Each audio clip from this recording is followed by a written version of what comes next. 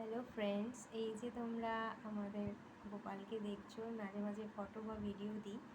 তো এনাকে তো আমি এখানে এসে আমাদের নতুন ফ্ল্যাটে এসে এখানকার কাছেই একটা মায়ের একটা গাছ আছে, সেই গাছের তলায় ওনাকে কেউ রেখে গিয়েছিল, সেখান থেকেই আমি পেয়েছিলাম।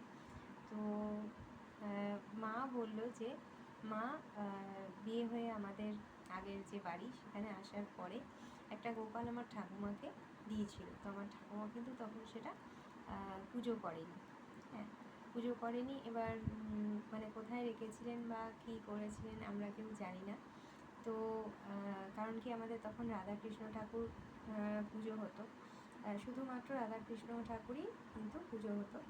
তো যাই হোক, এবারে মা তখন খুব দুঃখ পেয়েছিলেন। আর তারপরে যেমন মা বৃন্দাবন থেকে আমাদের এই যে ছোট্ট গোপাল, এই ছোট্ট গোপাল বৃন্দাবনের এই বৃন্দাবনেশ্বর এই আমার এই ছোট্ট গোপালকে এনেছিল প্রথম। আর তার আগে আমার একটা মাটির গোপাল ছিল, মাটির একটা ছোট্ট গোপাল মেলা থেকে আনা হয়েছিল। সেই গোপালকেও যখন এই বৃন্দাবন থেকে এই গোপালকে যখন আনা হয়, তখন অনেকে বলে যে দুটো গোপাল রাখতে নেই, তখন সেই গোপালকেও আমি কিন্তু বিসর্জন দেওয়া হয়েছিল। তো তারপরে আস্তে আস্তে আরও অনেকগুলো গোপালই এসেছে নানা রকমভাবে, সেটা তোমাদের সঙ্গে শেয়ার করব।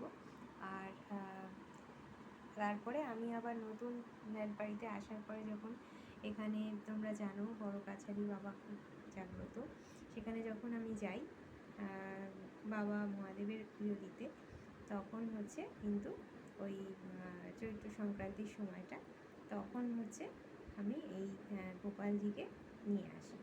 হ্যাঁ, তো এখানে এই তিনটে গোপাল তোমরা এখন দেখতে পাচ্ছ। আমার আরও কয়েকটা গোপাল আছে, সেই গোপাল আমি মাঝে মাঝে তোমাদের সঙ্গে ফটো চেষ্টা করি যে শেয়ার করার। এই দেখো তিনটে গোপাল এখন এখানে রয়েছে।